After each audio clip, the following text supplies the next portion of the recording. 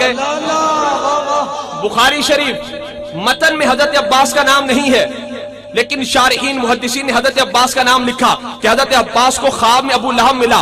آپ نے ابو لہب تیرے ساتھ کیا ہوا؟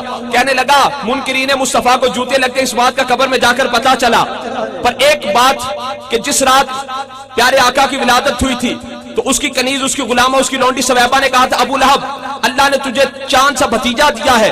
ابو لہب نے انگلی کا اشارہ کر کے اسے آزاد کیا تھا۔ ابو لہب کہنے لگا جب میلاد کی رات آتی ہے، ولادت کی رات، تو اسی انگلی سے ایک مواد نکلتا ہے جس کو پی کر شراب ہو جاتا ہوں، اور ساتھ عذاب میں تخفیف ہوتی ہے۔ میں نے کہا ابو لہب نے بھتیجا سمجھ کر میلاد کیا تو اسے میلاد نے فائدہ دے دیا، ہم امتی ہو کر میلاد کریں، ہمیں میلاد فائدہ کیوں نہ دے گا؟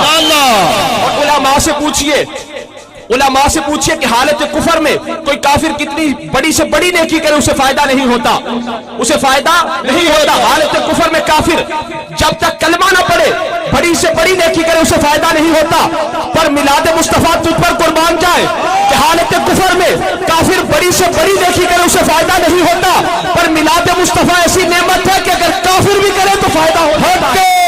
سبحان اللہ۔ لہب نے خوشی منائی، اسے فائدہ ہو گیا۔ بھتیجا سمجھ کر ہم امتی ہو کر، آقا سمجھ کر، نبی سمجھ کر، امام الانبیاء سمجھ کر، امام المرسلین سمجھ کر خوشی کرے تو ہمیں فائدہ کیوں نہ ہوگا؟